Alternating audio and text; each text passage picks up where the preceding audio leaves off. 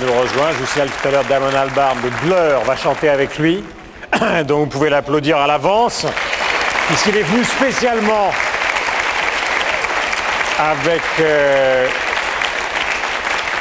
avec David, et puis on recevra Françoise Hardy, on recevra Hair, qui viendra nous présenter leur prochain album qui va sortir au mois de... Non, il n'est pas là. Il n'est pas là. Non, ils sont très fatigués. Combien de titres vous allez utiliser pour la tournée, David? Combien vous en avez répété? 50. Nous avons 50 titres. On en a répété 50, mais il me semble que lorsque on sera en tournée, au bout d'une dizaine de semaines, on va peut-être en répéter d'autres titres, simplement pour éviter de tomber dans les habitudes, aussi bien pour nous d'ailleurs que pour le public. Il faut se renouveler, il faut rester vivant. Donc on va en répéter une quinzaine d'autres. Bob Dylan, si je ne m'abuse, lui, il répète, je crois qu'il a quelque chose comme 170 titres à son répertoire à chaque fois qu'il part en tournée. 170, ça c'est quand même quelque chose. Et au fond, quels sont les auteurs qui vous ont influencé? Je sais que Bob Dylan, jeune, tout à l'heure, il a joué un rôle... Influencé, disons, tous ceux que je respecte. Disons que pour ce qui est de l'influence, il y a Little Richard, ça c'était probablement le premier musicien qui m'a vraiment fait partir. À l'âge de 9 ans, je voulais jouer le saxophone ténor dans son groupe. Je voulais faire partie de son groupe, au saxo. Et ça ne s'est évidemment jamais produit. Ensuite Lou Reed du Velvet Underground, ça c'était une immense influence, mais par ailleurs je respecte tellement d'artistes. Neil Young par exemple, je trouve que c'est quelqu'un de formidable. J'adore son esprit ouvert, son esprit d'aventure qu'il amène à chacune de ses chansons. Aujourd'hui encore, à l'âge de 61 ans, il est toujours très jeune, il est encore plus audacieux que beaucoup de jeunes groupes. Il est tout à fait extraordinaire. Bob Dylan, c'est quelqu'un d'extraordinaire aussi. Radiohead, je trouve que c'est un groupe absolument génial. Blur, j'ai produit l'un des meilleurs albums de tous les temps, Think Tank. Grandaddy, c'est un groupe américain que vous ne connaissez peut-être pas. Ah si, vous le connaissez? Génial. Mercury Rev, il y a beaucoup de gens que j'aime beaucoup. J'adore Skull Walker, je trouve que c'est probablement la plus belle voix de la musique. Avant justement qu'on parle d'un Français que nous connaissons et qui vous a beaucoup influencé aussi, il y a une chose que je voudrais qu'on explique aux gens. Non, Jacques Brel, obviously. Pas Jacques Brel, bien sûr, parce qu'il est belge. Il est belge. Jacques Brel, justement. Alors pourquoi? Vous avez enregistré 2 chansons, Amsterdam et My Death. Pourquoi? Parce que tout le monde dit qu'il est français, mais il est belge. C'est comme Johnny Hallyday. Brel, regardez, on a fait un petit montage de Brel. Regardez, j'ai ce disque-là. La mort m'attend comme une vieille fille au rendez-vous de la faucille pour mieux cueillir le temps qui passe. La mort m'attend comme une princesse à l'enterrement de ma jeunesse pour mieux pleurer le temps qui passe.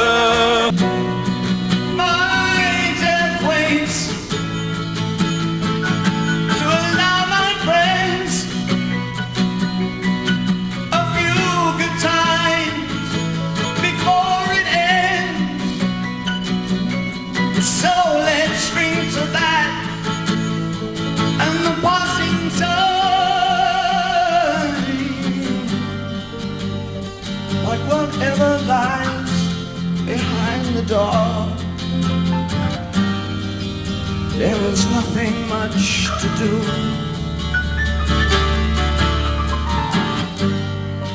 Angel or devil, I don't care. For in front of that door, there is you. Voilà, chanson magnifique. Ouais. Fantastic song. Superbe chanson. Un mot sur Brel, on parlera tout à l'heure des reprises, parce que là il y a une reprise des Modern Lovers, vous avez fait de très nombreuses reprises. Pourquoi Brel? Je vais vous dire pourquoi. C'est une histoire intéressante. J'avais, je crois, 16 ans. Et j'avais une petite amie dont l'ancien petit ami avait été Scott Walker. Et Scott Walker adorait Jacques Brel. Donc, j'ai entendu les albums de Scott Walker toute la journée dans la maison de cette fille, qui aimait toujours Scott Walker. Alors, je ne me rappelle plus comment elle s'appelait, mais j'adore toujours la voix de Scott Walker. Voilà. Alors, l'une des premières choses que j'ai remarquées, c'est qu'il avait chanté des chansons de ce Jacques Brel dont je n'avais jamais entendu parler. Et ensuite, il y avait ce spectacle, Jacques Brel is alive and well, est en vie et habite à Paris. Et c'était une traduction de ces chansons par l'américain Mort Schumann. C'était, je crois, en 66-67.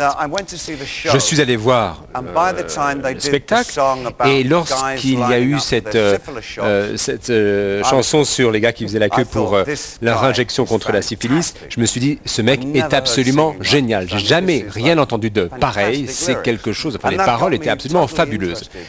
Et c'est grâce à cette fille que je me suis intéressé à l'histoire de cette chanson. Donc je ne plaisantais pas trop à ce sujet de Montmartre tout à l'heure, là, et le Chat Noir, et les premiers clubs, les premiers cabarets où il y avait des chansons populaires, et également des espèces de truands qui se mêlaient à des poètes, et dans tout ce milieu, cette pègre qui a été créée, qui a produit un nouveau style de chanson qui est venu de la rue. Et nous n'avons pas eu ça en Angleterre. Et la seule personne qui a pu reprendre cela d'une manière analogue aux États-Unis, c'était Lou Reed, justement. Lou Reed qui avait la même attitude, c'est-à-dire chanter des chansons qui venaient littéralement du caniveau. Une extraordinaire force. Oui. Et disons qu'il y a une connivence entre Lou Reed et ses chansons de avant qu'on retrouve Mick Rock à New York, regardez cet album. Donc là, c'est donc un album extraordinaire dont on va extraire un certain nombre de photos. Il faut dire 2 ou 3 mots de Mick Rock. Donc je crois que vous l'avez rencontré aux alentours de 1972, je ne vais pas me tromper, 72, 73. Il est photographe. Ouais. C'est cela, oui, à peu près. C'était où? À New York? En Angleterre? Non, ça, je ne me rappelle pas. Lui, il le sait sûrement. Mick. Donc Mick est photographe. Il a évidemment suivi de très nombreux artistes, photos, vidéos, réalisé des clips. Et là, c'est toute la carrière donc de David. C'est pendant Ziggy. Il vous a suivi pendant combien de temps, David? 2 ans. Je crois que ça a duré jusqu'à la tournée japonaise. C'est lui qui connaîtra les dates mieux que moi. Moi, je ne m'en souviens pas. Je sais qu'il était toujours là, dans un coin, en train de prendre des photos. Alors, Mick Rock, bonsoir. Vous nous entendez? Hello, bonsoir. Hello. Bonsoir. Merci d'être avec nous. Get those glasses off, Rock. Enlève ces lunettes noires. Pourquoi te caches-tu derrière ces lunettes noires? Une espèce de paparazzi, là. Mais est-ce que vous pouvez nous parler un petit peu de cet album magnifique qui est un tirage limité où on retrouve effectivement toute la tournée qu'évoquait tout à l'heure David? Ça s'est passé entre quand et quand?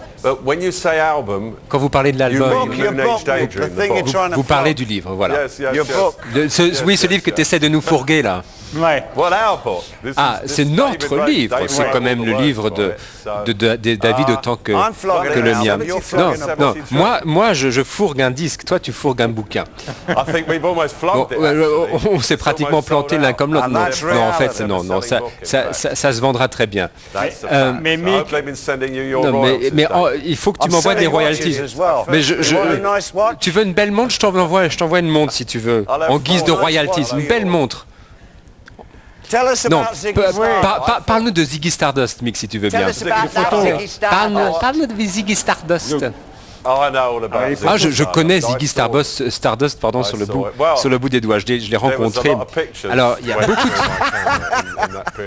beaucoup de photos qui ont été prises, des très belles photos. Et en plus, on a fait ces films de promotion, Live from Mars, Jay and Jelly, et un certain nombre d'autres titres qui ont été photographiés. C'est des choses qui seront difficiles à trouver de notre jeu. Je ne me rappelle pas tout à fait cette époque. Si on me la rappelait, ce serait comme un coup de téléphone dans le passé. On a passé en quelques heures, on a réussi à prendre des tas de photos et à compiler cet album. Je me rappelle avec beaucoup d'émotion cet épisode.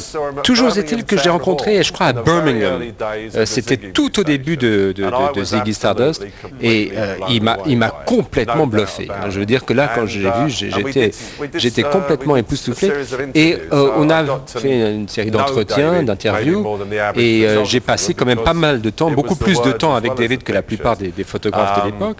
Et c'était surtout les photos de lui qui commençaient à m'intéresser. Alors souvent, je me présentais à ses concerts, on m'invitait.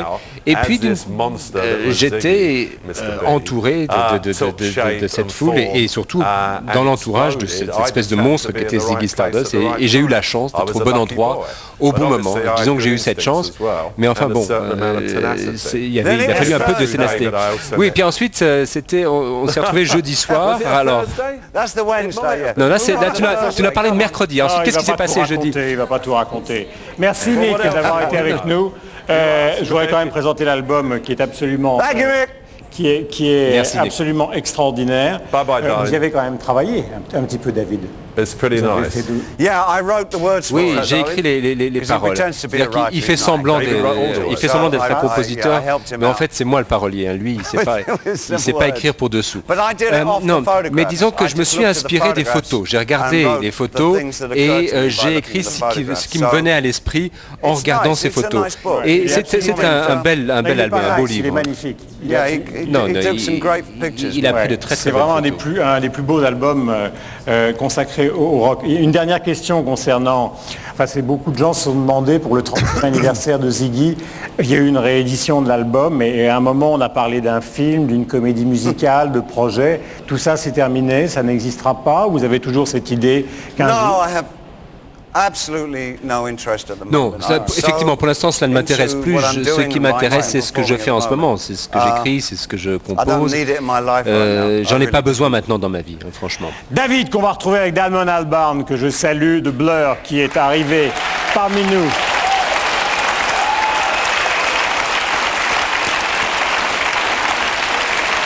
Tout à l'heure, Françoise Hardy, Damon est là. Effectivement, l'album de Blur, Think Tank, est un excellent album. Il a été superbe album. Notamment, il a travaillé avec des musiciens marocains. Il y a beaucoup de choses. On en parlera avec lui tout à l'heure. Il est là. Le titre s'appelle Fashion. David, je vous laisse pour ce duo exceptionnel donc pour Traffic. Thanks a lot. David Bowie, Damon Albarn. Le titre s'appelle Fashion.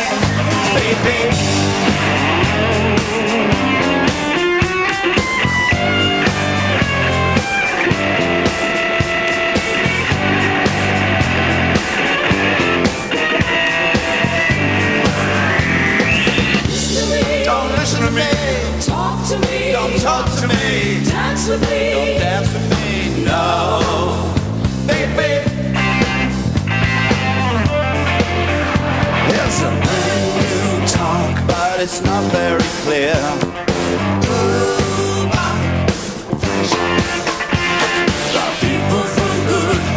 are talking this year. Ooh, fashion. It's loud and it's tasteless, and I've heard it before. Ooh, fashion. You shout it while you're dancing, dance floor. Ooh, fashion. Fashion to the left, turn to the left.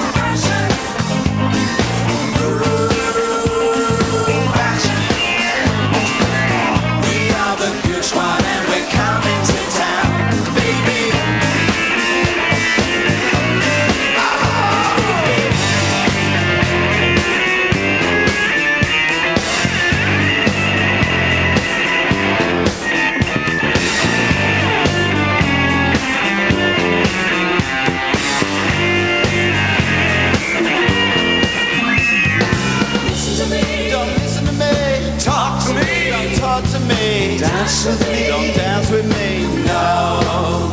Baby. Baby. Ooh. Dun, dun, dun, dun, dun, dun, dun, dun, fashion. Ooh, dun, dun, dun, dun, dun, dun, dun, fashion. La, la, la, la, la, la, la, dun, dun, dun, dun.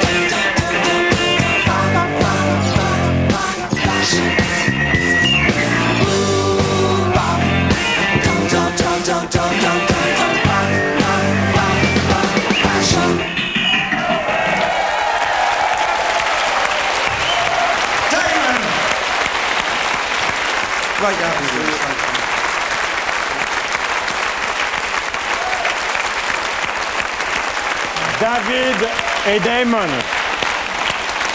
Venez avec moi, venez là, venez là. Damon, venez. Voilà. Bonjour. Enchanté. Voilà, vous pouvez vous asseoir là. D'abord, est-ce que vous vous connaissez bien tous les deux? No, we've run across each other. Non, on s'est croisés une ou deux fois. Mais disons que j'aime à penser qu'il y a, disons, une certaine compréhension mutuelle, on se comprend à travers nos œuvres. Il y a des points même où on se chevauche un peu. Et on vient également de la même région d'Angleterre. Alors, bon, là, ça s'applique à tout ce qu'on va dire ce soir. Tout ce qu'il fait, il le fait mieux que moi, en tout cas. Disons que il y a dans nos voix quelque chose qui se reconnaît. On reconnaît la même âme britannique, la même âme anglaise. D'accord, on aime tous les deux Angelina Newley. Non, il faut pas dire ça. Mais disons qu'il y a quelque chose d'anglais. Les Anglais ont de l'âme dans leur voix, mais c'est assez difficile de dire ce que c'est que cette âme. Encore une fois, c'est quelque chose... J'espère que j'ai pu trouver une inspiration dans l'œuvre de David ici présent. Disons qu'il y a une nouvelle audace, quelque chose de nouveau qu'on essaie de faire à chaque album. Là, j'ai un peu trop de cire dans les oreilles. Là, il va falloir que je... C'est parce que vous entendez le son de sa douce voix qui vous envahit l'oreille. Delmon. On va choquer tout le monde ce soir. Il y a beaucoup de ballades, et peut-être que je me trompe, mais on a l'impression qu'il y a beaucoup de choses où on a le sentiment que vous avez pris votre temps, ou l'envie de prendre du temps. Pas vraiment. Je crois que lorsque je me suis lancé dans cet album, et lorsque j'ai travaillé justement sur ces histoires de gorilles, ça m'a un petit peu désarçonné. Je préfère travailler de manière plus détendue avec mon groupe. Disons que là, c'est une démarche nouvelle. Lorsque je fais ce genre de musique, je me sens tout à fait à l'aise. C'est quelque chose d'agréable, c'est-à-dire de pouvoir faire la distinction entre une sensibilité pop et puis sa propre démarche affective ou ses propres besoins affectifs. Et c'est ce que j'ai essayé de faire. Delmon, qu'à un moment, vous vous êtes dit peut-être Blur, c'est fini. Au moment du Gorillaz Project, au moment des problèmes avec le guitariste, votre ami d'enfance, Graham et tout ça, est-ce qu'à un moment, avant d'enregistrer Sing Song, vous avez dit, bon, j'arrête Blur, j'en ai marre, la Britpop, il y en a assez, il me fatigue, les journalistes sont pénibles. Ah oui, non, mais aujourd'hui j'en ai vraiment marre de la Britpop. Ça, de toute façon, le pays entier en a marre de la Britpop. Et je ne pense pas que cette chose ait évolué dans un sens très positif, en tout cas justement pour notre pays. Mais pour ce qui est du groupe, non, je n'ai jamais voulu. Après tout, c'était mes copains d'enfance. Je suis allé à l'école avec eux. Je voulais pas. On peut pas se séparer de son passé, de sa vie. C'est pratiquement sa famille. Est-ce que vous retrouvez, David, justement dans la diversité des inspirations, beaucoup de choses qui, à un moment, ont pu finalement être un peu similaires dans votre carrière? Non, là je crois que la comparaison est un petit peu absurde ici. Ce qu'il faut dire, c'est que là, c'est quelque chose que j'ai passé pratiquement en boucle chez moi depuis la sortie de l'album. C'est un des albums les plus affirmés depuis des dizaines d'années. J'adore ce disque. C'est quelque chose qui est extraordinairement évolué. Il n'y a rien qui lui arrive à la cheville. En tout cas, en Grande-Bretagne, il n'y a rien d'équivalent. Et y compris le dernier album des Radiohead. Là, je crois que c'est encore mieux que... Il y a une chose qui, peut-être je me trompe parce qu'il y a des comparaisons qu'on ne peut pas faire, mais il y a une spiritualité, une espèce de tranquillité qu'on retrouve dans cet album, et j'ai l'impression qu'on la retrouve aussi dans les paroles de Reality. Il y a beaucoup de chansons de Reality qui sont des réflexions sur la spiritualité. Il y a peut-être du vrai là-dedans. Et pour une raison curieuse, c'est vrai que nous avons un peu évolué. C'est exactement ce que j'allais dire. Je crois que tout d'un coup, le fait de regarder le monde avec une nouvelle paire d'yeux, c'est-à-dire que lorsqu'on a une compagne ou un compagnon, peut-être qu'on fait un petit peu plus attention à ce qu'on écrit. En tout cas, en ce qui me concerne, je veux que ma fille puisse se dire que son père était assez positif par rapport au monde. Parce que Simon m'a dit, mais pourquoi m'as-tu fait naître si tu penses que le monde est aussi épouvantable? Donc on ne sait pas le genre de choses que l'on veut dire.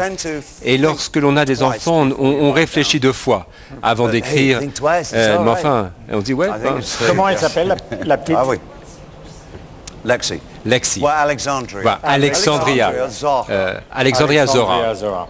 Think Song, donc l'album de Blur. Merci Dalmon, vous allez rester avec nous. Et on va accueillir quelqu'un que vous connaissez bien, et l'un et l'autre. Dans un instant, c'est Françoise Hardy. Vous allez voir quelques images de David. Il y en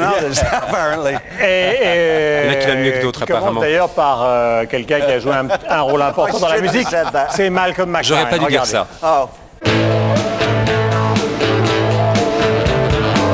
She was the ultimate pin-up on most hip Chelsea beat bedroom walls.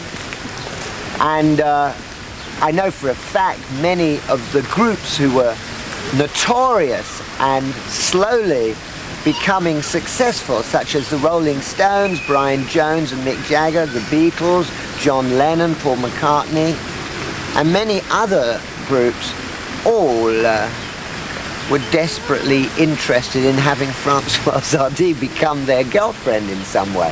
So when she came to London, I think they all must have pitched in to try to be her boyfriend.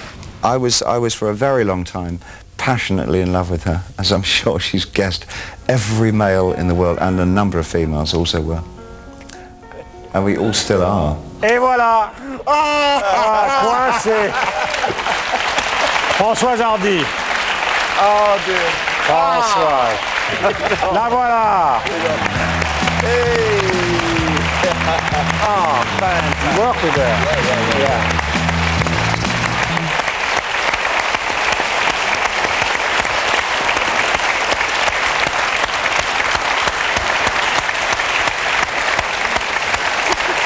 Je vous embrasse, Damon. What a pleasure. So good to meet you. Ça va, Françoise? And some others. Je me mets là? Oui, absolument. Alors, d'abord, Damon, vous avez travaillé avec Françoise. Absolument. Est-ce que vous pouvez nous rappeler ça, et Françoise aussi d'ailleurs? Quand est-ce que vous avez travaillé avec Blur? C'est beaucoup dire, travailler. Enfin, vous avez enregistré un morceau avec eux. Oui, nous avons chanté, en duo, une chanson. No, it was fun. C'était quand? C'était quoi, il y a 4-5, 96? 94. Non, 95. 93 actually. Non, c'est 93 pour être précis. Et alors pourquoi? Qui a décidé? Comment ça s'est passé? Ah. Damon. On avait fait cette chanson sur l'album Heart Life.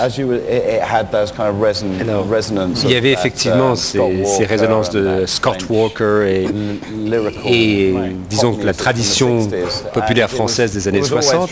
Et on essayait de faire quelque chose qui ressemblait un petit peu à ce qu'avait fait Françoise Hardy. Alors je ne me rappelle pas exactement comment on s'est retrouvés l'un et l'autre. Mais enfin, lorsque ça s'est fait tout de suite. C'était un moment magique. Françoise et David. Est-ce que je peux dire quand même que je suis une grande fan de David depuis, je crois, la chanson Heroes, c'est-à-dire depuis les années 70 et quelques, et que j'ai connu également deux grands artistes français qui étaient des fans de David, à savoir Serge Gainsbourg, qui l'admirait beaucoup et qui d'ailleurs, je crois, a utilisé certains de ses musiciens. Et puis, quelqu'un que David ne connaît probablement pas, qui est Mireille, qui a fait tellement de très jolies chansons, et que j'emmenais au cinéma voir David, et en particulier, nous avons vu ensemble Furio, et surtout Les Prédateurs, qui est un film qui nous a absolument bouleversés. Et qu'encore maintenant, enfin ça m'est arrivé de le revoir depuis, je trouve que ce film est un chef-d'œuvre. Je ne sais pas ce qu'en pense David, mais voilà, je voulais simplement dire ça, parce que Mireille, à l'époque, devait avoir 75 ans, pas loin de 80 ans, enfin, et elle était une grande fan, et je l'emmenais au cinéma. Voilà. C'est très touchant, mais merci beaucoup. Je suis toujours ce que fait David, et bon, j'aimerais lui demander, mais c'est peut-être pas une bonne question, mais c'est vrai que c'est une question qu'on se pose quand on a beaucoup d'estime pour un artiste, si parmi tous les disques qu'il a fait, il y en a un qu'il préfère aux autres. Moi, je voulais lui dire qu'il y en a un pour ma part, pour lequel j'ai un faible, et qui est Outside. Really? Oui. Vraiment? Là, je suis stupéfait. Merci beaucoup. Moi aussi, j'aime beaucoup Outside. J'ai un penchant tout particulier pour The Bitter of Suburbia. Je me suis beaucoup appliqué avec Edel. C'était simplement nous deux qui avons fait cet album, et on s'est vraiment défoncé sur cet album. Et c'était pour moi le début, enfin, c'est le moment où j'ai commencé à me sentir vraiment à l'aise. J'avais traversé une période difficile en tant que compositeur, et tout d'un coup, avec cet album, Brothers of Suburbia, tout a pris forme. Alors c'est peut-être pas le goût de tout le monde, mais pour moi c'est un album qui a vraiment une raison d'être importante. Les gens ne savent peut-être pas tous que David produit ou coproduit beaucoup de ses albums, si ce n'est pas tous. Et moi je l'admire aussi profondément comme producteur, comme réalisateur. Il réalise ses albums, et je trouve que ses réalisations sont absolument parfaites. Alors David, qu'on va retrouver évidemment sur scène dans un instant, avec un autre groupe qui va nous rejoindre, qui est R. Je sais que vous vous intéressez à l'astrologie, vous lui voyez un avenir un peu particulier à David, son thème. Mais on n'est pas sûr de son heure de naissance, il y a plusieurs heures en circulation. Parce que vous savez que François est une... J'aimerais beaucoup connaître sa véritable heure de naissance, s'il la sait, s'il la connaît. Vous vous en souvenez? 7, 4 and 12 o'clock. Alors soit à 7h, soit à 4h, soit à midi. Au choix. Non, en fait, je suis arrivé en pièces détachées. En tout cas, merci à tous les trois. Vous allez découvrir sur scène maintenant R, qui sont venus spécialement aussi pour cet hommage à David Bowie. Damon, merci d'être venu. L'album est magnifique, je le dis, et c'est extrêmement sincère. Je crois que vous pouvez l'applaudir. Thank you.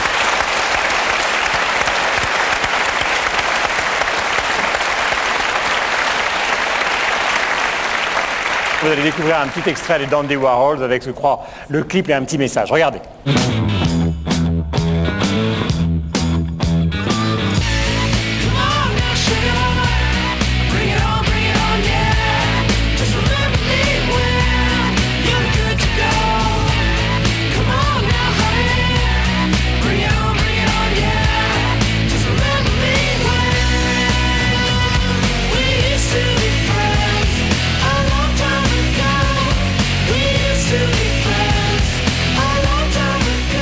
Hi, we're the Dandy Warhols, and we're going to be playing with David Bowie for a couple months all around Europe.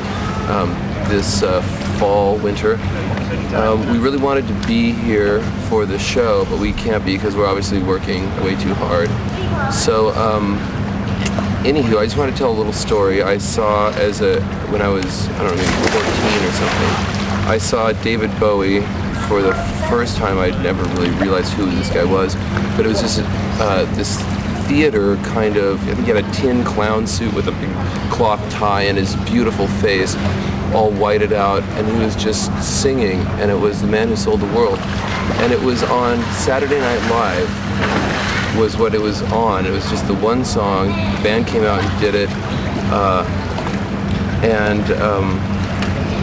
After that, I went back to school the next Monday, and kids were talking about it and about what a freaky, weird dude, and how freaky that was. And I thought it was so amazing. I thought everybody was going to be losing their shit like I was. And it was that day that I realized it's us against them. So we've got, who is David Bowie for you? I don't really know him yet. We haven't did the tour. One of the most influential artists, musicians ever. What does David Bowie stand for? Well, we thought we had a clever answer for this one. D is for David. No, D is for Dandy. Oh, D is for Dandy. A is for awesome. Awesome. V is for very. Very. He's so very. I is for I love it. D, and the other D is for the darkness at the end of David. B, what's B for? B is for Bowie. O is for, it could be for Bowie. O is for, oh my God. W is for Warhol. Of course. I already did that, I love it. Intelligent. And E is for the end of David Bowie. Voilà le petit message. Brilliant. De moi. Donc nous allons retrouver nos petits camarades d'Air, donc qui sont ici dans le studio et qui vont jouer pour vous. Vous savez qu'ils ont réalisé 2 albums ces dernières années absolument extraordinaires. Ils sont là, je les aperçois dans un petit coin de la scène. Et ils vont chanter le titre d'un album qui va paraître en janvier. Et le titre s'appelle Another Day. Je serai ravi de les recevoir avec mes petits camarades dans un instant. Vous pouvez leur faire un triomphe. Air, car on les voit rarement à la télévision.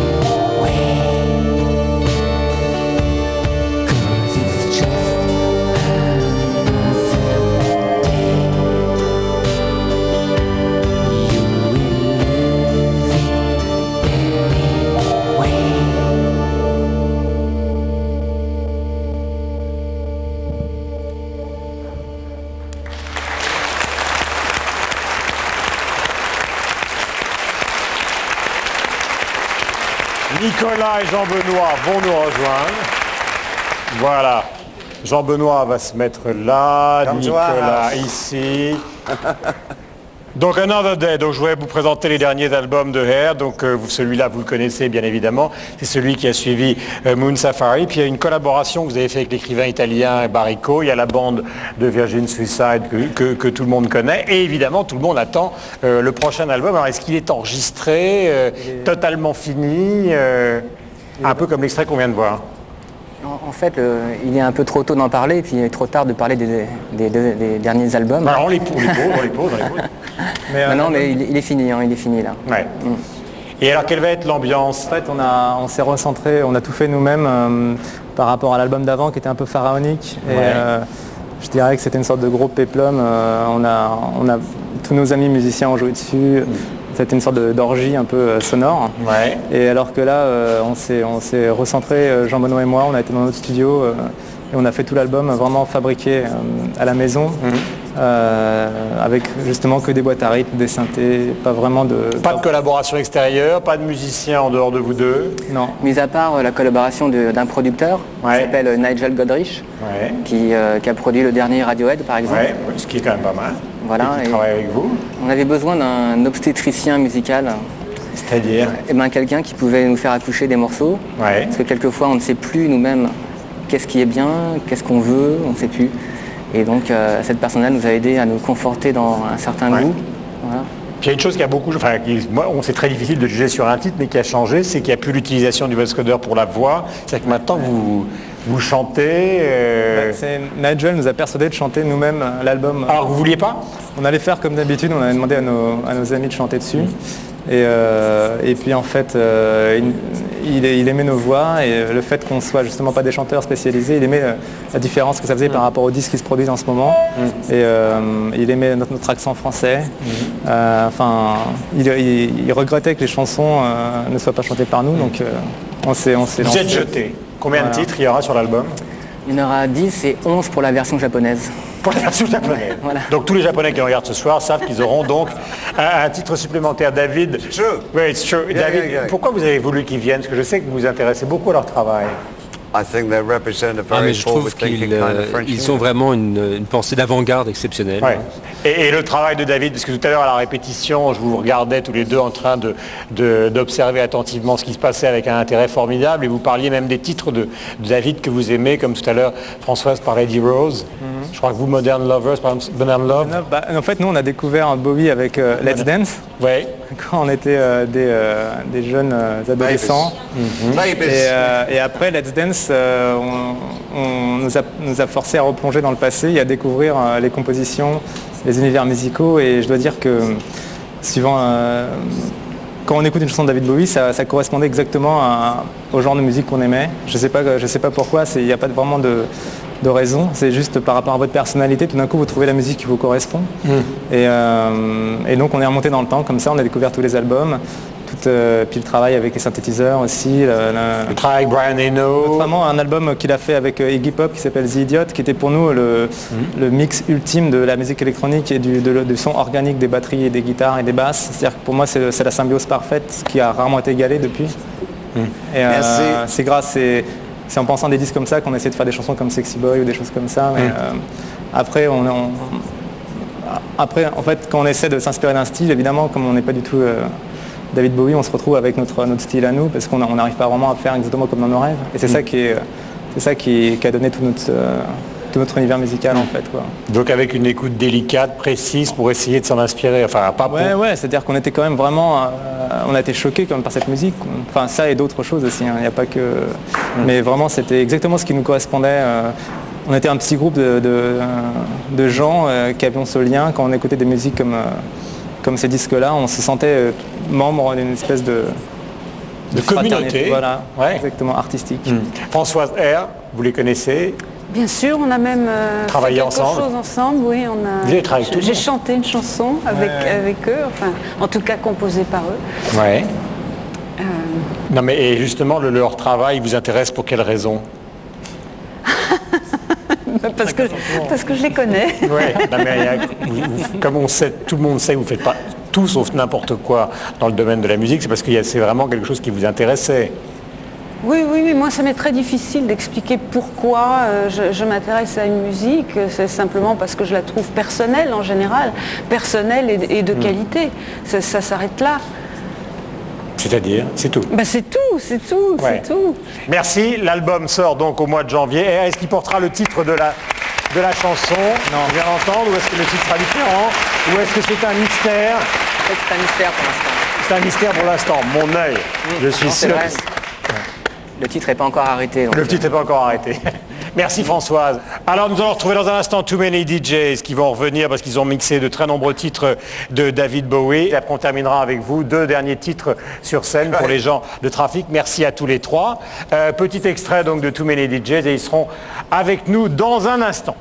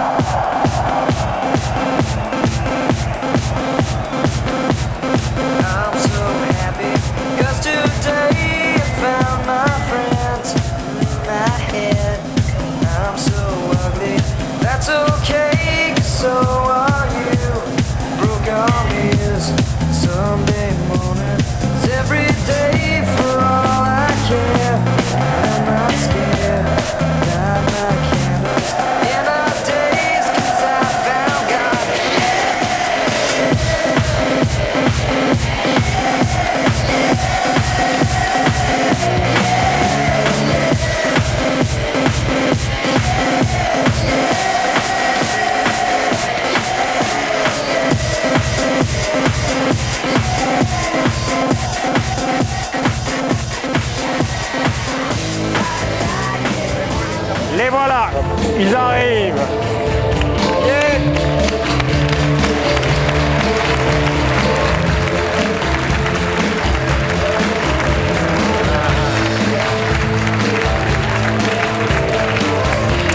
Stéphane et David de Too Many DJs. Good to see you. Hi guys. Ça va? Ça va, asseyez-vous. Tout à l'heure, David disait donc, avant que vous arriviez, que vous représenteriez l'avenir de la musique. Oui. Tiens, donc. C'est vrai, c'est ce que je viens de dire. Simplement pour que vous me... Il est très impressionné. M'ayez à la bonne. Non. J'ai eu l'impression que là, en tout cas pour ce qui est de l'Internet, c'est là que va la musique. On voit les gamins qui reprennent les chansons, qui les téléchargent et ensuite ils créent leur propre programme musical. Avec un logiciel, ils font un remix, ils font quelque chose que moi j'ai fait, mélangé à quelque chose de quelqu'un d'autre. Ils envoient ça à un copain, le copain télécharge ça, démonte le truc, en fait un autre remix et ainsi de suite. Et donc, vous avez une première chanson d'origine qui fait partie d'une espèce de virus qui va créer toute une génération d'autres chansons. C'est un nouveau concept de la musique et de son utilisation. C'est quelque chose d'assez intéressant. Ce travail, en tout cas, c'est ce que l'on voit maintenant. C'est-à-dire que c'est comme lorsque la photographie a évolué à une situation où tout le monde dans la famille peut prendre une photo, n'a pas besoin d'être photographe. Et bien, c'est pareil pour la musique, qui devient à la portée de tous. La musique passe entre les mains du prolétariat, pour ainsi dire. Non, pas du tout. Alors, vous avez commencé quand? Alors, ce qu'il veut dire, je vais vous dire. Non, c'est bootleg, c'est ce mélange, la séparation entre les voix, les orchestrations, les arrangements, et puis de prendre des tubes et de les remixer ensemble. Ça a commencé quand? Et c'est venu comment l'idée? It's not us who started this off. Ce n'est pas nous qui avons lancé cette mode. C'est Grandmaster Flash faisaient ça avant nous. Il y en a beaucoup qui nous ont précédés, mais en raison de la technologie, le fait que nous ayons accès à toutes ces choses, c'est assez facile chez soi de mélanger plusieurs sources. C'est très facile même. Alors il y en a beaucoup qui n'aiment pas trop ce que nous faisons, mais bon, dur, mais parce que la technologie est là et parce que nous voulions le faire, quelque chose qui nous paraissait sympa, c'est-à-dire mélanger les Sgt. Peppers et les Sturges, ce que je trouvais assez sympa. Vous aviez deux chansons qui étaient imbibées du même esprit, et lorsqu'on les mélange, si le résultat était bon, c'était cool. Ouais, mais il y a aussi l'idée, enfin je sais pas, en écoutant l'album et tout ce que vous avez fait, notamment ce qu'on vient d'entendre à Vercher, il y a aussi une idée ironique, enfin même une position ironique à l'égard des DJ. Regardez. Yes and no. We actually love every song. Oui et non, c'est-à-dire que nous aimons toutes les chansons que nous jouons. Ce n'est pas comme si on se moquait de tout ce que nous passions. Non, nous aimons tous les titres que nous réarrangeons et nous aimons différents styles musicaux.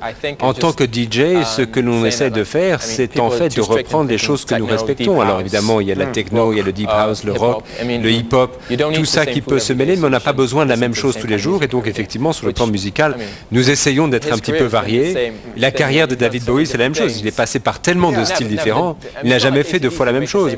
C'est pas comme AC/DC qui refont le même album à chaque fois. Non, je comprends ce que vous dites. Donc, là encore, nous voulons essayer de varier les plaisirs, en quelque sorte. Le DJ, c'est quelque chose que l'on fait à part, c'est-à-dire qu'on a quand même notre groupe. Disons que c'est un autre genre de musique. Est-ce que vous avez beaucoup travaillé justement sur les titres de David? Non. Voilà les gars honnêtes. Non, mais et ce de manière très consciente, parce que sa musique a eu toujours une immense importance pour nous. De même que pour Serge Gainsbourg, on n'a jamais essayé de remixer du Gainsbourg. Et le résultat paraît toujours aussi bon. Et puis tout d'un coup, on écoute un disque de David Bowie et puis on se dit non, alors là, voilà, tout est à reprendre et ça nous donne une nouvelle direction. Mais c'est-à-dire qu'il faut que la musique soit bonne. Si quelqu'un nous présente quelque chose qui n'est pas bon et on nous dit on va prendre Françoise Hardy, les Dandy Warhols et Blur, on va en faire quelque chose. Non, ça ne marchera pas. Il faut prendre deux pièces musicales qui se rejoignent. Alors là, on a un résultat valable. Il y a une chose qui est aussi assez extraordinaire, c'est la manière dont c'est reçu par les gens, enfin, je veux dire, qui se marrent et qui dansent comme des malades, parce que c'est aussi la fonction fondamentale de tout ça. C'est-à-dire de s'amuser. Yes. I mean, when we DJ, c'est vrai. C'est-à-dire que lorsqu'on est DJ pour une soirée, l'idée c'est de faire danser le public, les faire danser comme des malades, comme vous le dites, et se déshabiller si possible. Je ne sais pas comment les choses se là, c'est comme si on était en train de nager dans la mélasse. Mais ce qui est intéressant, lorsque cette musique passe, même s'il y a plusieurs signaux musicaux qui se rejoignent, en fait, le résultat, la résultante est un troisième signal qui devient son propre contexte. Ce n'est pas simplement deux choses qui sont accouplées, pour ainsi dire. Vous avez une pièce musicale en tant que telle. Hein. Sur le plan artistique, c'est intéressant. Vous pourriez faire l'interview à notre place. Tout est possible, oui, pourquoi pas. David, est-ce que vous pensez qu'à un moment, justement, les DJ peuvent avoir une influence aussi considérable que les musiciens, disons, plus traditionnels? Est-ce qu'il y a un mouvement qui peut s'inverser ou est-ce que ça vous paraît... Je crois que pour les DJs, il y a quelque chose de particulier. Mais à mon avis, la tendance, c'est que ce sera le public qui fera la musique. La plupart des gamins ont pratiquement tout ce qu'il faut pour être un DJ. Ils savent ce qu'il faut faire pour être un DJ. Ils savent comment un producteur fait son travail. Ils connaissent tout le travail du remix, de l'arrangement. En fait, ceux qui aiment la musique disposent de tous les moyens, y compris des moyens technologiques sur leur ordinateur. Ils arrivent à faire tout ça. Ils n'ont plus besoin de nous. Ils ont peut-être besoin de la pièce originale, la pièce musicale original, mais à partir de cela, ils peuvent faire tout ce qu'ils veulent. Et d'une certaine façon, même pour moi, pour moi, ça représente un danger devant ce genre de situation. Mais même, moi, je trouve ça passionnant. Et on ne sait pas exactement ce qui se produira. Sur le plan philosophique, l'idée même que la musique évolue, c'est quelque chose d'intéressant. Merci en tout cas d'être venu. David, merci d'être venu à Traffic. Il est venu pour vous, donc je crois que vous pouvez l'applaudir.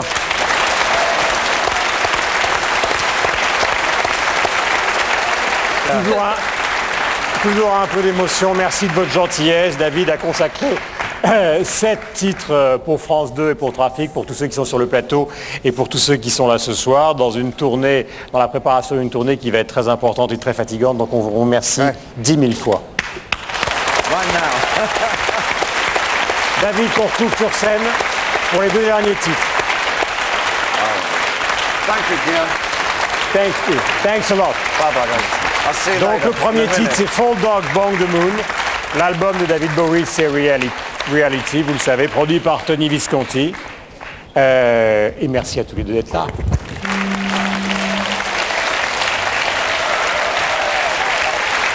Sorry, I was just doing some heroin. Désolé, j'étais en train de sniffer un peu d'héroïne. I feel a lot better now. Je me sens beaucoup mieux maintenant. No, that's your heroin. I've got my own heroin. J'ai ma propre marchandise, merci. What are we going to do, chaps?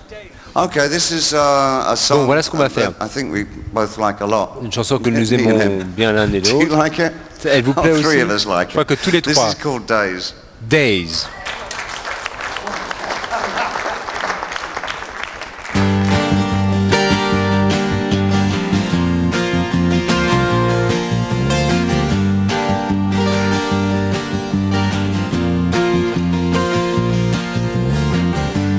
Hold me tight, keep me cool. Going mad, don't know what to do. Do I need a friend? Well, I need one now.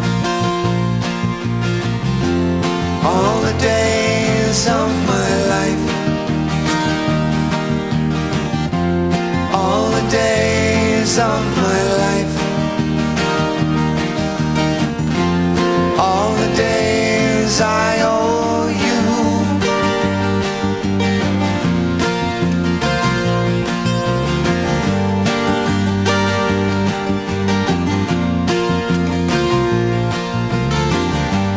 All I've done for me. All you gave for free. I gave nothing in return, and there's little left of me. All the days of my life, all the days of my life, all the days I owe you.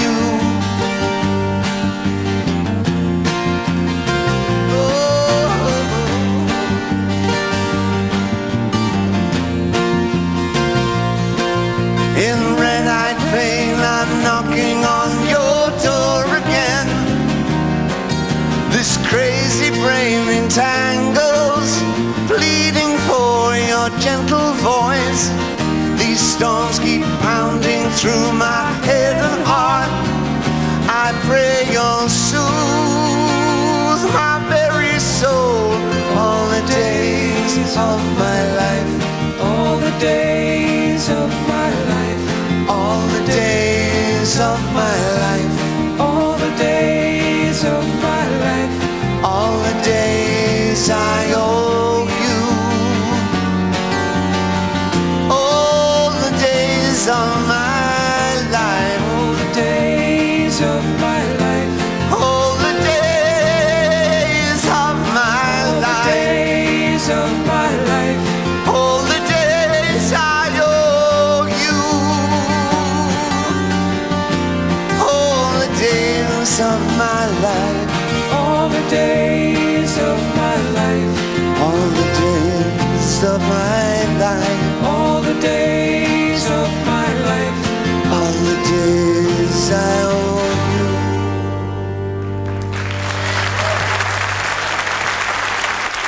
Yes. One more song.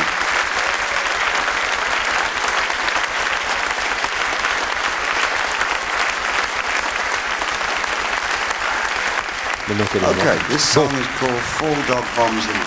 Ça s'appelle Fall Dogs Bombs the Moon.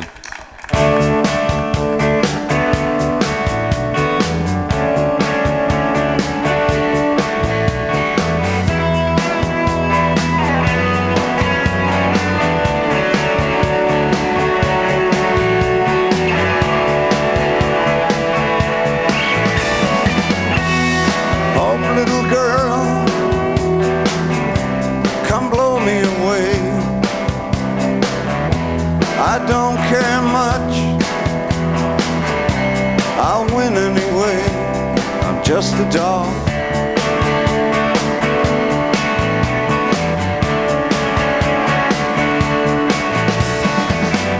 I'm goddamn rich,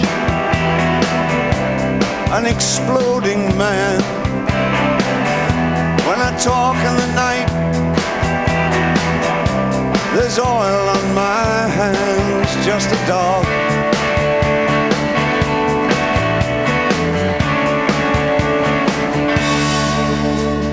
Fall dog is cool and smart. Fall dogs break your heart. Fall dog bombs the moon.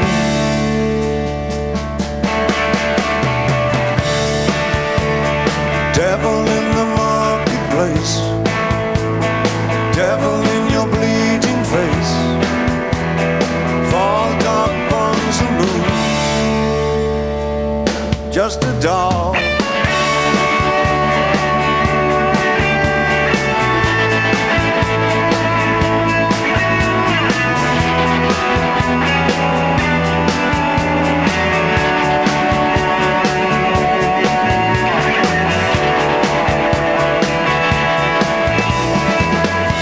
There's always a moron,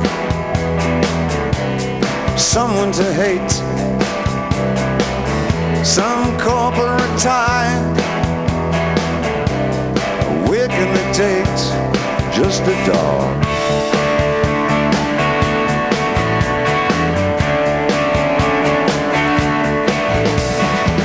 These blackest of years that have no sound, no shape, no depth, no underground, just a dog.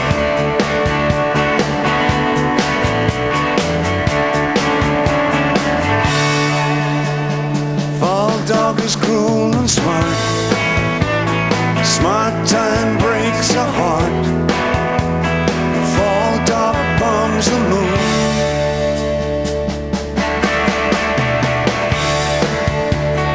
Devil in the marketplace, a devil in your bleeding face. Fall dog bombs the moon. What a dog.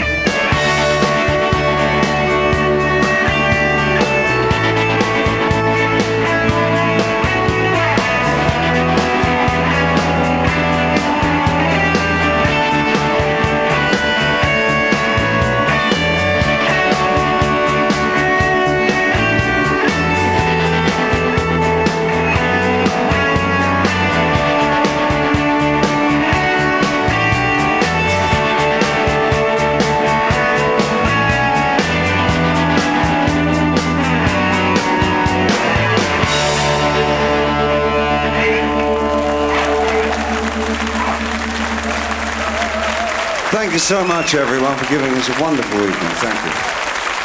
Merci à tous pour cette magnifique soirée. Thank you, Guillaume. Merci, Guillaume. Thanks, DJ. Please, cut me up. Coupez-moi. Merci beaucoup.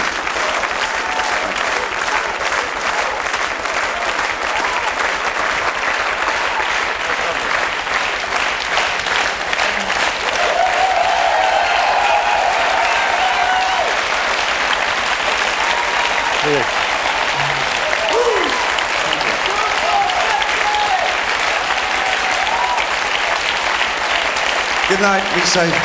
God bless. Bonsoir à tous, rentrez bien. Merci David. Thank you very much. Thanks a lot. Thanks a lot. Well, voilà, c'était la première émission de rentrée de Trafic. Nous espérons évidemment pendant toute la saison, comme on l'a fait pendant l'été avec les festivals, vous donner l'occasion de revoir live des grands artistes comme David. Je voudrais remercier les équipes de Philippe Lallemand pour la réalisation, Laurence Twitou, Éric Dahan, Fred Lecomte à la confection de l'émission, bien évidemment, à chaque fois que nous revenons, à peu près tous les mois. Et puis Monica, Yann, Jean-Phi, Juliette, le docteur Rumani. Et puis je voudrais dédicacer cette émission à un petit garçon qui est parti cet été. Ciao, à la prochaine.